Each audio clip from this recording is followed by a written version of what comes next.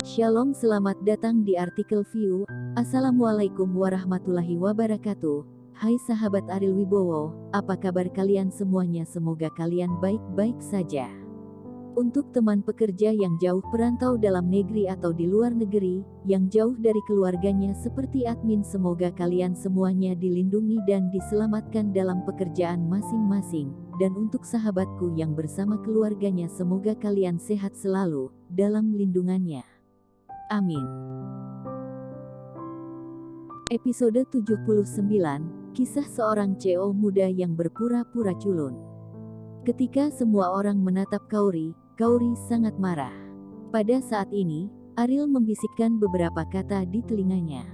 Kauri memandang Ariel dengan kaget, dan menggelengkan kepalanya sedikit. Sekarang semua orang ingin menyalahkannya. Jika dia mengambil inisiatif untuk mengambil tindakan, bukankah itu hanya memberi mereka kesempatan? Ariel tersenyum dan mengangguk, dan berkata, "Percayalah padaku." Kauri terkejut. Setiap kali Ariel mengucapkan 3 kata ini, dia akan memilih untuk mempercayainya tanpa ragu-ragu. Keyakinan ini hampir menjadi ketergantungan Kauri pada Ariel. "Nenek, aku bisa menemukan cara untuk mendapatkan pinjaman bank." Kauri berdiri dan berkata. Begitu dia mengatakan ini, Andika mencibir, "Bahkan nenek tidak dapat menemukan pinjaman, bagaimana Kauri bisa mengelolanya? Jangan berbicara omong kosong, bisakah kamu melakukan hal-hal yang nenek tidak bisa lakukan?" Kata Andika. Andika, karena dia ingin menyombongkan diri, kamu bisa membiarkan Kauri membual, tapi katakan saja sebelumnya. Bagaimana jika Kauri tidak bisa melakukannya? Sofia tersenyum. "Jika saya tidak bisa melakukannya, saya akan menjual villa di lereng gunung tanpa keluhan. Tetapi jika saya melakukannya, saya juga punya persyaratan," kata Kauri. "Apa persyaratannya?" Wanita tua itu berdiri dan bertanya. "Jika pinjaman bank dapat ditemukan, krisis keluarga Wijaya akan hilang. Bahkan jika Kauri memiliki permintaan, wanita tua itu bersedia untuk mengiyakan. Lagi pula, menjual rumah hanyalah tindakan sementara, dan tidak bisa bertahan lama, hanya pinjaman yang benar-benar dapat menangani masalah ini. Keuangan perusahaan. Saya akan mengurusnya mulai sekarang," kata Kauri. "Apa? Kauri, apakah kamu gila? Kamu mengurus keuangan? Mengapa tidak kamu katakan saja untuk meninggalkan perusahaan ini untuk kamu sendiri?" Kerabat keluarga Wijaya mendengar ini dengan marah. Sekarang Kauri adalah orang yang bertanggung jawab atas proyek global, jika dia menyerahkan keuangan kepadanya. Bukankah dia berkuasa di seluruh perusahaan? Yang paling penting adalah bahwa jika Kauri mengelola keuangan, dan mereka ingin memancing di perusahaan di masa depan, apa yang harus dilakukan Kauri dengan sengaja membuat kesulitan? "Kauri, kamu benar-benar serakah. Bagaimana nenek bisa menyerahkan keuangan padamu? Andika telah mencari peluang untuk mendapatkan kembali posisi dan haknya di perusahaan. Sekarang Kauri malah ingin mendapatkan semuanya, dia pasti tidak akan setuju." Sofia mencibir pada Kauri dan berkata, "Kauri, saya tidak berharap ambisimu menjadi begitu besar sehingga kamu ingin menelan perusahaan sendiri." "Sofia, bagaimana saya menelan perusahaan? 1 rupiah yang seharusnya tidak saya ambil. Namun, kamu tahu berapa banyak korupsi yang dilakukan di perusahaan setiap tahun. Karena kamu ingin saya menyelesaikan masalah keuangan ini, dan saya akan mengelola keuangan masa depan perusahaan, apakah ada masalah? Atau bisakah kamu menyelesaikannya?" balas Kauri. Kauri mengambil alih kerabat keluarga Wijaya di ruang tamu, dan tidak ada yang berani memandangnya kemanapun dia memandang. Mereka semua tahu kemampuan mereka sendiri. Masalah ini tidak boleh terkait dengan diri mereka sendiri. "Kauri, apakah kamu benar-benar punya cara untuk mendapatkan pinjaman?" tanya wanita tua itu.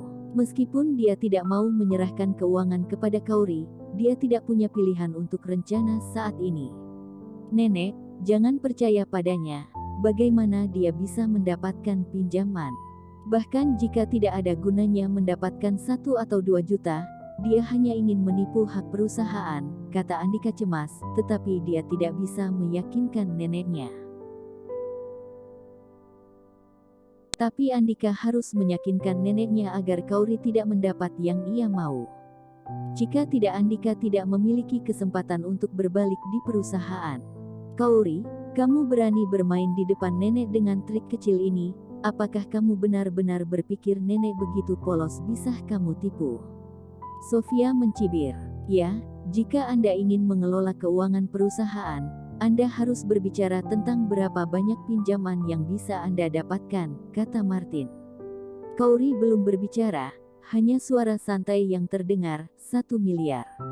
Semua orang mengikuti suara itu, dan ternyata Ariel sedang berbicara. Ariel, apakah kamu punya hak bicara di sini? Apakah kamu benar-benar membual tentang masalah ini? Tidak melihat cuaca atau tidak takut disambar petir? Andika berkata sambil tersenyum. Bukan hanya kerabat keluarga Wijaya yang tidak percaya, begitu pula wanita tua itu. Bagaimana mungkin keluarga Wijaya memenuhi syarat untuk mendapatkan pinjaman besar 1 miliar? Ariel, kamu diam, tidak ada tempat bagimu untuk berbicara. Wanita tua itu berkata dengan tidak puas, dan itu menguap dengan nada tinggi. Kauri melirik Ariel, berkata kepada wanita tua itu, "Nenek, dia tidak bercanda, saya bisa mendapatkan 1 miliar pinjaman, tetapi kondisinya adalah kontrol keuangan perusahaan." Wanita tua itu melihat Kauri dengan sangat tegas, napasnya tidak bisa membantu tetapi bergegas. Jika dia bisa mendapatkan pinjaman, dia tidak perlu lagi khawatir tentang situasi keuangan perusahaan. Jika kamu bisa mendapatkannya, aku bisa memberimu hak atas keuangan perusahaan. Andika dan Sofia tidak berani membantah kalimat ini, karena Kauri benar-benar dapat melakukannya dan memang memenuhi syarat untuk mengendalikan kekuatan keuangan perusahaan, tetapi hanya jika dia dapat melakukannya. 1 miliar. Mengapa keluarga Wijaya dapat meminjam 1 miliar? Bahkan jika itu dipertaruhkan di seluruh perusahaan, tidak ada bank yang mau. Kali ini Kauri selesai. Bagaimana dia bisa meminjam 1 miliar? Setelah kerabat keluarga Wijaya bubar, Sofia dan Andika pergi dengan naik mobil yang sama, kata Sofia sambil mencibir. Mengingat nilai pasar perusahaan keluarga Wijaya, memang tidak mungkin bagi bank untuk meminjamkan begitu banyak, tetapi saya masih sedikit khawatir tentang kecelakaan. Jika Kauri benar-benar mengendalikan kekuatan keuangan perusahaan, kita akan sedih di masa depan. Andika khawatir. Apa yang perlu dikhawatirkan? Kecuali dia tidur dengan bos-bos besar, tetapi sama seperti dia. Bahkan jika dia mau tidur dengan bos besar, tidak ada yang akan melihatnya, kata Sofia dengan kejam. Di sisi lain, Audi A6 menyala. Kauri mengendarai mobil dengan linglung, dan Ariel memberinya ide. Tetapi dia tidak pernah menyangka bahwa Ariel akan memberikan pinjaman 1 miliar yang menakjubkan. Ariel, apakah kamu benar-benar berpikir saya dapat meminjam 1 miliar? Kauri bertanya. Ariel, jika hal ini tidak dapat dilakukan, villa kita akan hilang. Bagaimana kamu bisa membuka mulut hingga mengatakan 1 miliar? Apakah menurutmu uang bisa jatuh dari langit?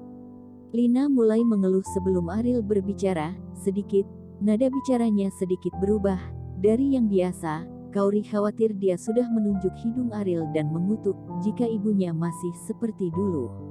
Tentu saja, ada alasan untuk tidak mengutuk orang lain. Lina masih ingin membiarkan Ariel mengubah nama pemilik villa. Jangan khawatir, seharusnya tidak ada masalah, kata Ariel. Mendengar apa yang dikatakan Ariel, Kauri merasa lega. Lina mendengus 2 kali dan berhenti bicara. William tampak khawatir. Berkata, jika kita tidak bisa mendapatkan pinjaman, villa kita akan hilang. Ayah, Ariel mengatakan bahwa tidak ada masalah. Pasti tidak ada masalah, Anda tidak perlu khawatir tentang itu. Kauri berkata. William hanya bisa pasrah, dan akhirnya diam kembali. Dia ingin mengatakan apa yang bisa dilakukan Ariel. Tetapi berpikir bahwa dia masih tinggal di villa, bukan hal yang baik untuk berdebat dengan Ariel. Kembali ke rumah, Ariel menelepon bank, terakhir kali dia menarik uang.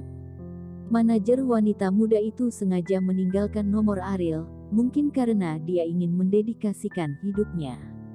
Tentu saja, Ariel tidak menganggapnya serius. Pesona itu ada di sana, tetapi tidak sesuai dengan selera Ariel. Setelah menerima panggilan telepon dari Ariel, manajer mendengarkan permintaan Ariel. Dia tidak bisa melakukan hal sebesar itu.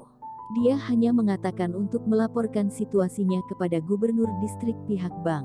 Yang terbaik adalah bertemu besok, jika tidak semua uang saya di bank Anda akan ditransfer ke bank lain. Ariel menutup telepon tanpa menunggu jawaban manajer. Ariel dapat melakukan hal yang sangat sederhana ini, dia hanya bisa memberi Kauri 1 miliar, tetapi dia mengambil uang itu dan sangat sulit untuk menjelaskannya.